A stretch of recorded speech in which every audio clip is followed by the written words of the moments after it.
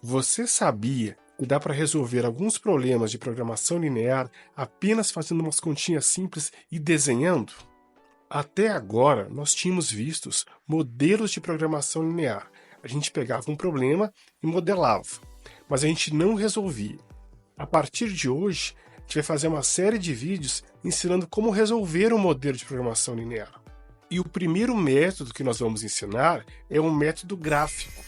Se você é estudante de engenharia, computação, administração ou é profissional dessas áreas, continue no vídeo depois da vinheta.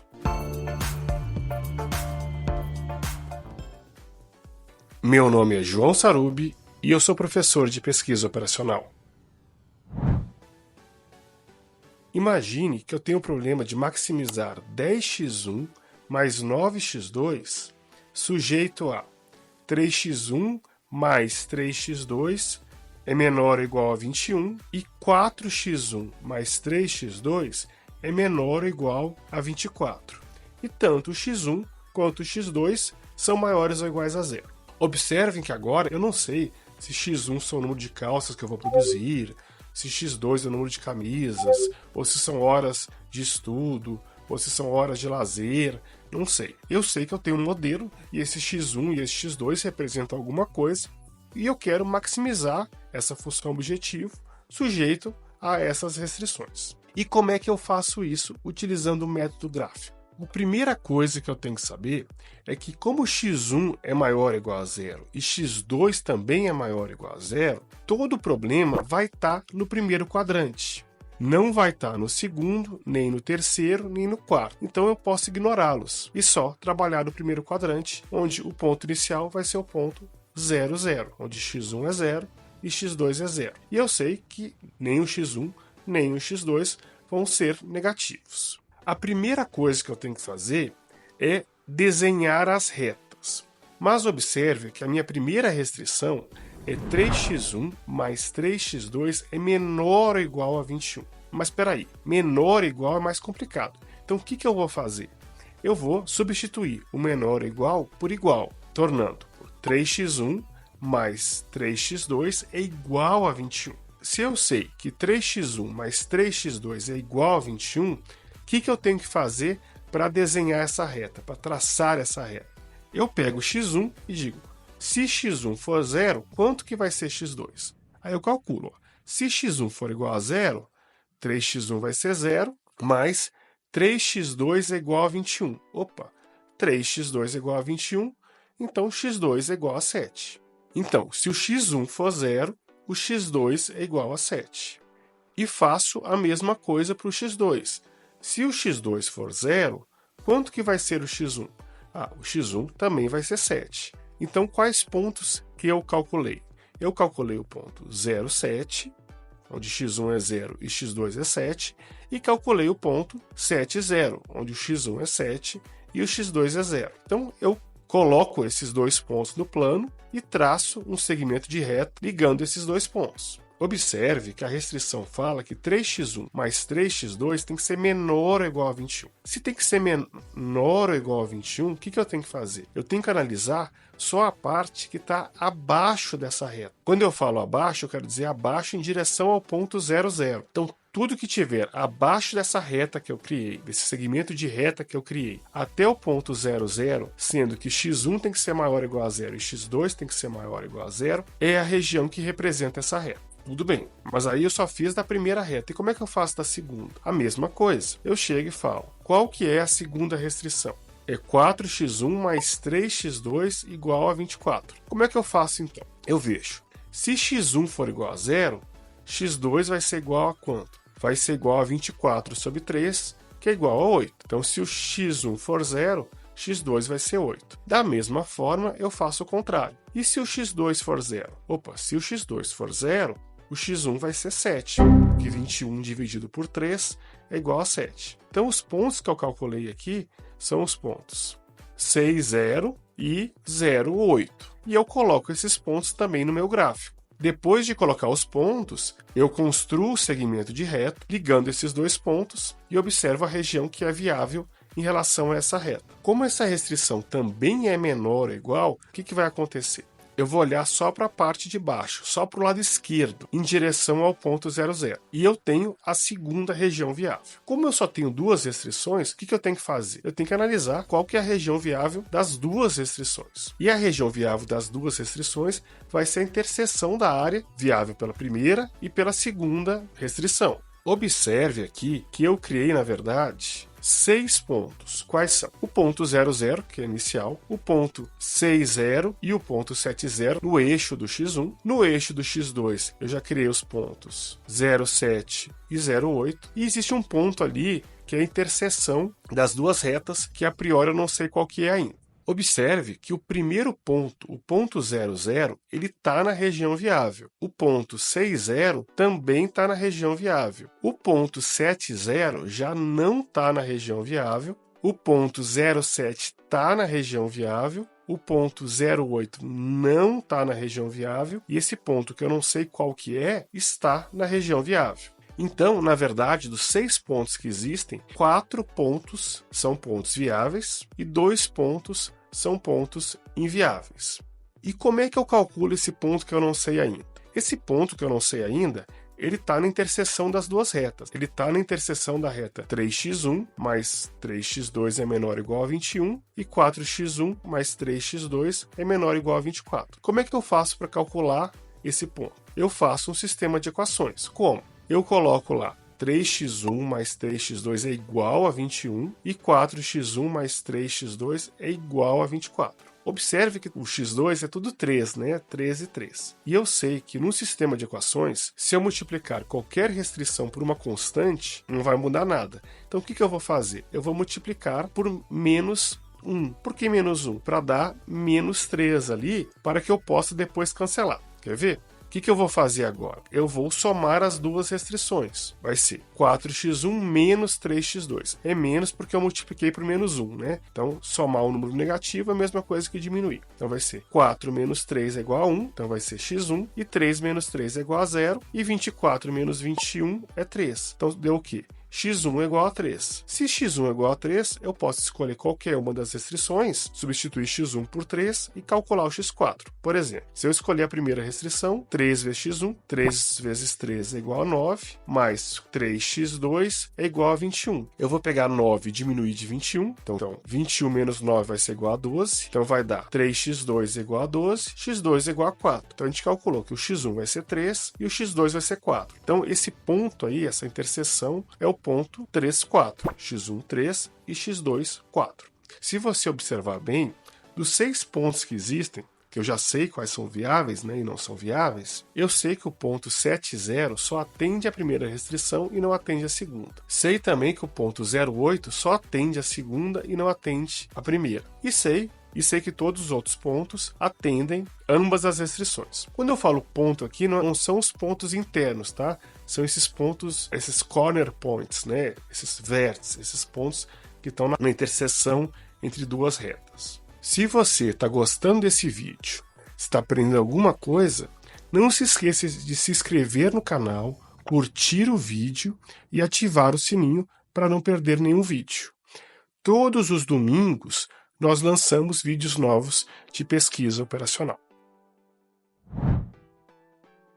Observe que qualquer ponto dentro da região viável é um ponto viável e qualquer ponto fora da região viável é um ponto inviável, que vai me gerar uma solução inviável. O que seria uma solução inviável? É uma solução que não respeita todas as restrições. Pode até respeitar uma ou outra, mas não respeita todas. Ou pode ser até que não respeite nenhuma, também não tem problema. O que eu sei é que um ponto viável vai atender, vai respeitar todas as restrições. Observe que nesse vídeo eu vou explicando para vocês como é que a gente faz as coisas e ao mesmo tempo ensinando conceitos. Então a gente vai aprender a resolver e resolvendo eu vou ensinando conceitos para vocês para facilitar o aprendizado, tá bom? Como eu falei, qualquer ponto dentro da região viável é um ponto viável, ele gera uma solução viável. Então, por exemplo, se eu tiver o ponto 1, está dentro da região viável, qual que vai ser o valor da função objetivo? A função objetivo é 10x1 mais 9x2, então o ponto 1 vai ser, o x1 vai ser 1 e o x2 vai ser 1. Então vai ser 10 vezes 1 mais 9 vezes 1, e essa soma vai dar 19. Então o ponto 1, vai me dar uma solução de 19. Aí eu pergunto, será que essa solução é ótima? Não. Por que ela não é ótima? Porque existe uma propriedade que fala que qualquer ponto dentro da região viável, ele é dominado por um ponto na borda, que está no invólucro, né, dessa região viável. Por que isso funciona? Funciona porque o invólucro, essa região viável, ela é convexa. Professor, mas o que é ser convexo? É o seguinte, é que se eu pegar quaisquer dois pontos dentro da região viável e traçar um segmento de reta entre eles, todos os pontos dentro desse segmento de reta vão estar dentro da região viável. Por isso que a região é convexa. Se a região não fosse convexa, poderia ser que eu tivesse dois pontos dentro da região viável, traçasse uma reta entre eles e passasse por regiões ou por pontos que não fossem viáveis. Mas não é o caso. Em qualquer problema de programação linear, a convexidade é aplicada. Eu posso usar a convexidade, tá bom? Mas voltando, então eu sei que qualquer ponto que exista dentro da região viável, eu posso usar um ponto na borda. Como assim, professor? Vamos pegar o ponto 1. Pode pegar esse ponto e levar mais à direita. Por exemplo, bem na borda à direita. Com certeza, esse ponto na borda à direita, que é viável, vai ser maior que 19. Por quê? Porque o x1 vai continuar sendo 1 e o x2 vai ser um valor maior. Não vai ser 6, mas vai ser perto de 6, né? Eu não sei quanto vai ser. Mas com certeza, a função objetivo vai dar maior que 19. Por exemplo, vamos imaginar que seja 5, tá? Então x1 vai ser 1 e x2 vai ser 5. Essa solução vai dar 10 mais 9 vezes 5, que vai ser igual a 55, que é maior que 19. E da mesma forma, se eu pegar esse ponto 1 e for para cima, fixar o x1 e subir o x2 lá para cima, com certeza essa solução vai ser maior que 19. Então eu sei que qualquer ponto que eu escolher, é sempre melhor escolher um ponto na borda. Mas se eu olhar a borda, eu ainda vou ter infinitos pontos. Por que eu vou ter infinitos pontos? Qualquer segmento de reta, desde o menor segmento de reta até o maior, qualquer segmento de reta tem infinitos pontos. Se eu pegar o segmento de reta do ponto 00 ao ponto 07, eu vou ter infinitos pontos. Da mesma forma, se eu pegar o ponto 07 até o ponto 34, eu também vou ter infinitos pontos. Então, esse invólucro convexo que existe, ele tem infinitos pontos. Mas existe uma outra propriedade que fala o seguinte, todo ponto que está na borda, ele é dominado por um vértice. Como assim, professor? O que é um vértice?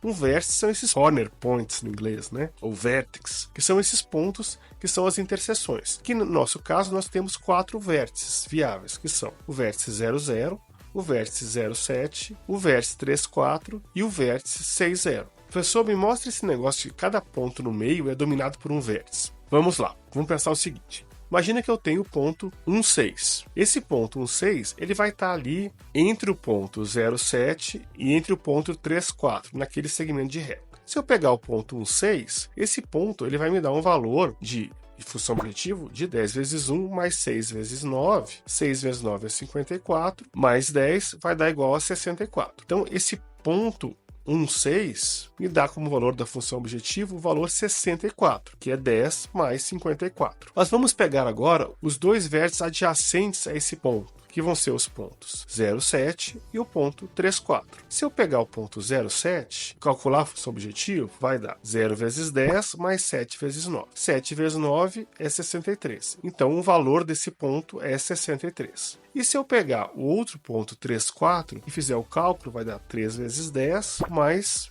4 vezes 9, que é 36. Então, vai ser 30 mais 36, que vai dar 66, que é maior do que o 64. Um dos pontos deu menor, que deu 63, e o outro ponto deu maior, que deu 66. Então eu mostrei para vocês que um ponto do vértice vai ser sempre pelo menos igual a um ponto do meio. Pode ser que dê empate, tá? Tem casos que dê empate, mas nunca vai ser pior. Eu não provei isso para vocês, mas eu mostrei empiricamente, tá bom? Então, o que aconteceu? Eu descobri que eu tenho uma região viável, e descobri que qualquer ponto da região viável, eu posso utilizar um ponto da borda. E depois eu descobri que qualquer ponto da borda, ao invés de usar o ponto da borda, eu posso usar alguns vértices. Então, agora, ao invés de eu ter infinitos pontos para analisar, eu só tenho 4 pontos para analisar. Quais são os 4 pontos? É o 00, o 07, o 34 e o 60. Então, como é que eu faço para calcular a solução ótima desse problema? Tem duas formas, tá? A primeira forma é calcular a solução em cada um dos pontos. Como assim? Eu vou pegar o ponto 00, por exemplo. Esse ponto 00, quanto que vai me dar a função objetivo? Vai dar 0, porque 10 vezes 0 mais 9 vezes 0 é igual a 0. Então esse ponto não é um ponto muito bom, deu 0. Mas o ponto 07, o ponto 07 vai dar 63, né? Nós já até calculamos agora há pouco. 9 vezes 7 é igual a 63. Então o ponto 07 vai dar 63. O ponto 60 vai dar 60. 6 vezes 10 é 60, mais 0 vezes 9 é 0, então o ponto 60 vai dar 60. Então até agora nós temos o ponto 00, que dá valor 0, ponto 07, que dá valor 63, o ponto 60, que dá valor 60, e vamos calcular agora o ponto 34. Se nós calcularmos o ponto 34, vai dar 30 mais 36, que é igual a 66, e que é o maior valor. Então esse ponto 34 é meu ponto ótimo, ele que vai maximizar a minha função objetivo. E eu posso parar por aí. Mas existe uma forma que eu acho mais elegante até de calcular o ponto ótimo. Nesse segundo método, o que a gente tem que fazer? A gente tem que descobrir qual que é a reta da função objetivo. Como assim, professor? Observe que a função objetivo é 10x1 mais 9x2. Então, o que eu faço? Eu tenho que 10x1 mais 9x2. Qualquer valor que eu colocar para essa reta vai funcionar, mas o ideal é que eu coloque um valor fácil. Eu vou escolher, por exemplo, o valor 45. Por que, professor, 45? Porque ele é múltiplo de 9 e de 10 é muito fácil também fazer a conta. Eu vou colocar aqui 10x1 mais 9x2 é igual a 45. Quando eu fizer isso, eu posso calcular os dois pontos dessa reta. Se o x1 for 0, o x2 vai ser 5. E se o x2 for 0, o x1 vai ser 4,5, porque 45 dividido por 10 é 4,5. Então eu tenho dois pontos, o ponto 4,5 e 0, e o ponto 0,5. Se eu fizer um segmento de reta ligando esses dois pontos, quaisquer pontos dentro desse segmento de reta, eles vão dar na minha função objetivo 45. Por exemplo, o ponto 0,5 vai dar 45 e o ponto 4,5 e 0 também vai dar 45. E qualquer ponto no meio também vai me dar 45. Observe que essa reta ela passa pela região viável, ela passa dentro da região viável. Se eu tivesse escolhido, ao invés de 45, 40 ou 30, a reta que eu ia gerar ia ser paralela a essa reta, só que mais à esquerda. E se eu tivesse escolhido, por exemplo, 50, 55, 60, as retas que eu ia gerar para cada um desses valores iam ser à direita, para cima, né, dessa reta original que eu calculei. Aí como é que eu calculo o ótimo? Eu calculo o ótimo observando qual que é o último ponto da minha região viável que uma reta paralela a essa reta passaria. Por exemplo, é óbvio que eu não vou olhar para baixo de 45, né? Por quê? Porque se eu olhar para baixo eu vou estar diminuindo. Mas se eu olhar para cima e gerar as retas paralelas a essa reta que eu acabei de criar, uma dessas retas vai passar pelo ponto 60, outra vai passar pelo ponto 07, mas ainda vai ter um espacinho ali que viável, quer dizer, se eu subir mais um pouquinho, o último ponto que vai passar pelo ponto viável ali é o ponto 34. Dali para cima vai aumentar o valor de z, aumentar o valor da minha função objetivo, mas vai sair da região viável. Sabendo disso, eu descubro que o ponto ótimo vai ser o ponto 34, que é o último ponto dentro da região viável, que qualquer reta paralela a essa reta que eu criei vai passar por ele. E observe o seguinte, se eu tivesse escolhido, ao invés de 45, tivesse escolhido 90, por exemplo, eu teria achado uma reta fora da região viável. Não teria nenhum problema, porque eu ia olhar, ó, todos os pontos aqui estão fora da região viável. O que eu tenho que fazer? Eu tenho que subir à direita, aumentando o valor, ou eu tenho que descer à esquerda, diminuindo o valor? Eu tenho que descer à esquerda. Então o que eu vou fazer? Eu vou olhar qual que é o primeiro ponto de uma reta paralela a essa reta que vale 90, né, que todos os pontos dela valem 90, que passa por uma região viável. E o primeiro ponto que passa, se eu observar, vai ser o ponto 34. Então, não se preocupem se vocês acharem uma reta que passe fora da região viável ou dentro da região viável. Sempre vai dar certo. Então, essas são as duas formas da gente calcular o ponto ótimo traçando pelo método gráfico. A primeira é depois de traçar a região viável, eu descobrir todos os vértices e achar a função objetivo para cada um deles e depois ver qual que é maior, ou eu achar a reta da função objetivo, verificar se essa reta está dentro ou não está dentro da região viável. Se estiver dentro, eu descubro o último ponto dentro da região viável que pertence a alguma dessas retas paralelas a essa reta original, ou se ele estivesse fora da região viável, encontraria o primeiro ponto dentro da região viável de uma reta paralela a essa reta original. E esse é o método gráfico que resolve problemas de programação linear. Só que ele só tem um problema. Ele só resolve se eu tenho duas variáveis, por exemplo, x1 e x2. Se eu tiver três variáveis, eu até poderia tentar resolver, né? Criar um ambiente tridimensional que conseguisse resolver. Mas acima de 3, com 4, 5 variáveis, não tem como eu usar o método gráfico. No próximo vídeo, a gente vai continuar falando do método gráfico, só que a gente vai mostrar um problema de minimização e um problema bônus também, que eu quero mostrar uma propriedade para vocês. Até o próximo vídeo.